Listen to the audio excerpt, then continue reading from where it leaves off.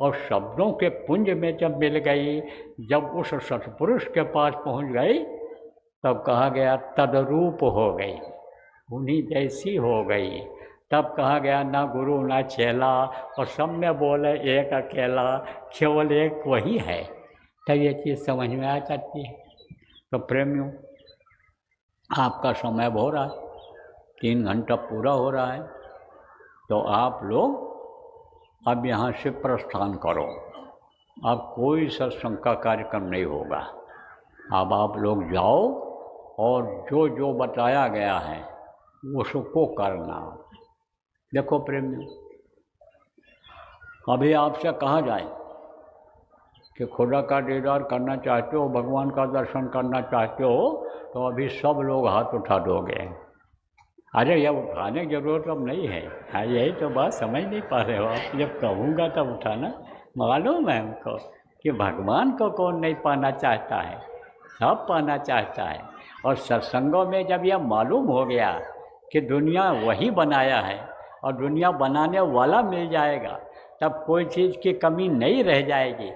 तब तो दौड़ पड़ोगे, आतुर हो जाओगे कि भाई दुनिया बनाने वाला हमको मिल जाए, भगवान मिल जाए, वो मिल जाए जो पैदा होने के पहले माँ के स्तन में दूध भर देता है, वो मिल जाए हमको, परवरिश करने वाला मिल जाए।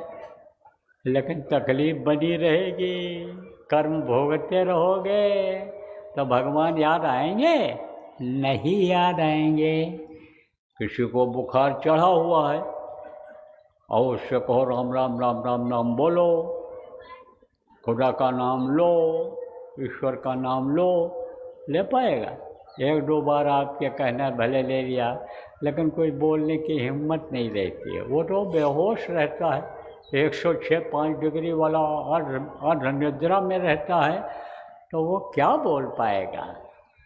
आप ये समझो कि घर में भोजन नहीं है, खाना नहीं है, अब वो इंतज़ाम करना है, बच्चे नंगे हैं, भूखे हैं, वो इंतज़ाम करना है, तो भगवान याद आएंगे? नहीं याद आएंगे। कोई टेंशन हो जाए, परेशानी हो जाए, मानसिक तकलीफ़ हो जाए, कोई समस्या आ जाए, तो भगवान याद आते हैं? नहीं आते हैं। वही चीज़ बार बार आती है याद। तो ये चीज़ें ख़त्म करना ज़रूरी है। यह पहला पाठ है। छोटे बच्चे जाते हैं तो वे का खा गा घास यानी पढ़ाते हैं, अल्लिफ बे ते पढ़ाते हैं मदरसा में। ये क्या है? यह पहली दर्जा का है, तो वो नहीं जानोगे आप तो कैसे ये तकलीफ़ जाएगी। इसीलिए कह दिया गया भाई नाम धुनी बोलो। वक्त का नाम होता है। कोई भी जाति मज़हब का आदमी नाम को बोल करके फ़ायदा हासिल कर सकता है, वो नाम का फ़ायदा उठा सकता है। तो जो आपको बताया गया, समझाया गया, तर्क के साथ समझाया गया, उदाहरण देकर समझाया गया, यह सिद्ध कर दिया गया कि यह वक्त का जीता जागता प्रभु का नाम है, ये उस मालिक का नाम है। कोई भी इसको बोलेगा, कोई भी नाम धुनी बोलेगा तो उसको फ़ायदा होगा। तो यही शुरू करना है आपको जाने के बाद। क्या शुरू करना है? जय गुरुदेव नाम की ध्वनि। मान लो कोई नहीं सुने हो, पहली बार आ गए हो इक्का दुक्का, तो आपको बता देता हूँ कि किस तरह से बोलना रहेगा। जय गुरुदेव, जय गुरुदेव, जय गुरुदेव, जय जय गुरुदेव।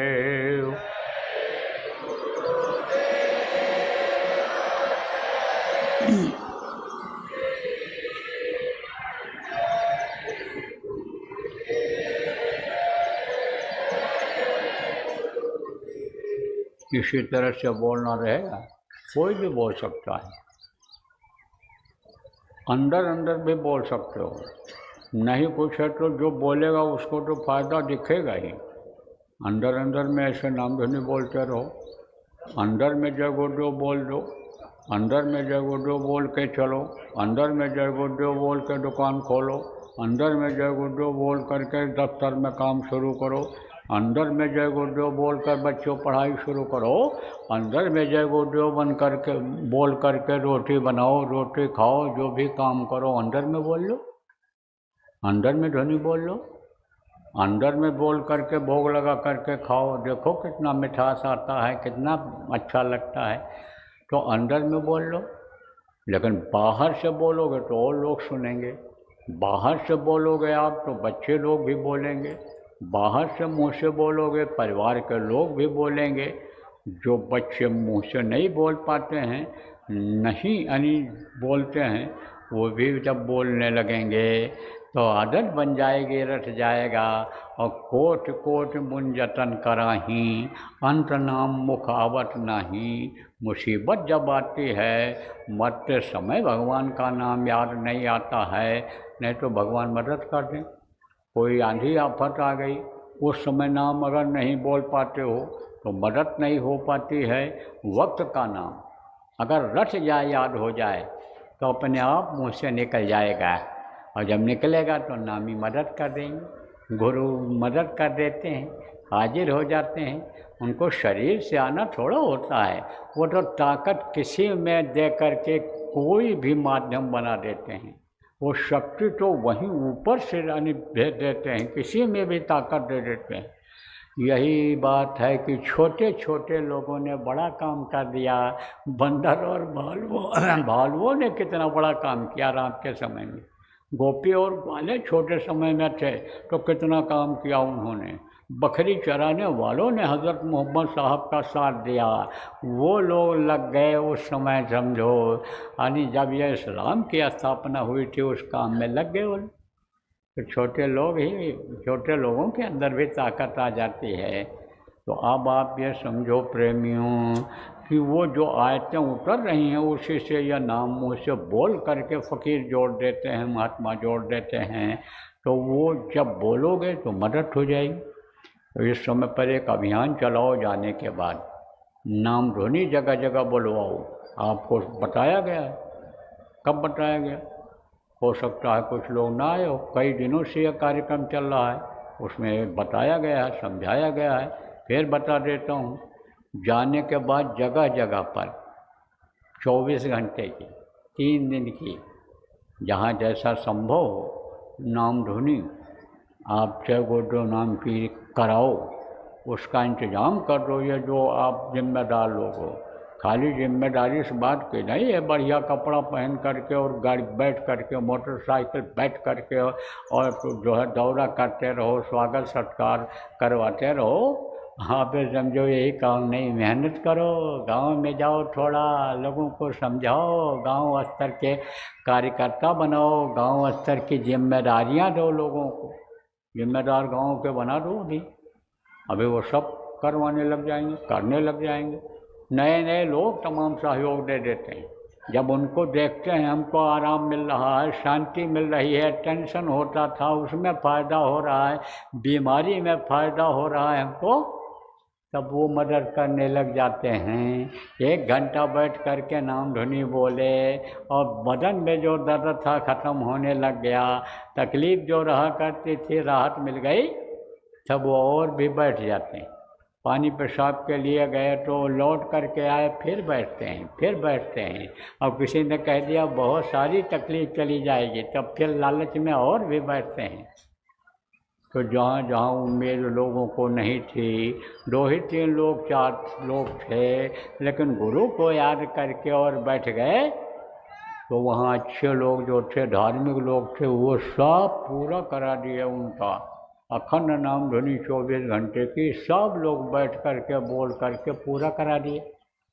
तो इसकी सब योजना बनाओ आप लोग, और जगह जगह नाम ध्वनि करवाओ, और साधना शिविर भी लगाना है। राजस्थान में तो बताया कि जगह जगह साधना शिविर लगे। कोशिश रहा गांव गांव में नाम ध्वनि हो जाए, क्योंकि आपको बताया गया था कि उधर से ही आंधी आफत आने का है, उसी तरफ से आएगी। आप ये समझो, सब बताया गया है कि धुएं के चकत्ते देखने में रहेंगे, लेकिन उसमें जहर भरा हुआ रहेगा, वही हवा में जहर पैदा करेगा, बीमारियां बहुत बढ़ेंगी। हम ऊँट पर लाद लाद करके सामान यानी भागेंगे लोग, कहाँ जाएं समझ में नहीं आएगा। और जो आएंगे भी उधर से पता चला कि बीमारी वाली जगह पर से आ रहे हैं, तो उनको गांव में कोई जगह देगा? वो तो जैसे कंगले पड़े रहते हैं सब बाहर, भिखमंगे गांव के बाहर पड़े रहते हैं। जैसे कोई हत्या कर देता है तो गांव से बाहर निकाल देते हैं उसको, वहाँ पर झोपड़ी बना करके रहता है, ऐसे पड़े रहेंगे। अच्छे अच्छे लोगों को जगह नहीं मिलेगी, जान बचाने के लिए भागेंगे तो कहाँ जाएंगे? हाँ, फिर समझो, और कहाँ जाएं, क्या करें समझ में नहीं आएगा। लेकिन वो जगह तो छोड़ेंगे ही, क्योंकि छूत की बीमारी रहेगी, कीड़े उसमें पैदा होंगे, और वही हवा में, वही हवा जहरीली हवा उनको भी लगेगी, तो सबके ऊपर असर पड़ेगा, सबके ऊपर असर पड़ेगा। तब कहोगे इनके ऊपर, अरे इनमें मजबूती आ जाएगी। सब बताया आपको कि मान लो उधर हवा के जरिए कीड़े आ गए, जैसे टिड्डियाँ आ जाती हैं और खेत चुन के चली जाती हैं। अब अगर तेज़ हवा चल जाए तो टिड्डियाँ रहेंगी, सब उड़ जाएंगी उससे। जब आंधी चलती है तो मच्छर एक आध दिखाई पड़ते हैं, कोई गर्मी, अरे एक नहीं, जब लू चलता है सारे मच्छर शहीद हो जाते हैं। ये सारी मक्खियाँ जो परेशान करती हैं ये सब शहीद हो जाती हैं।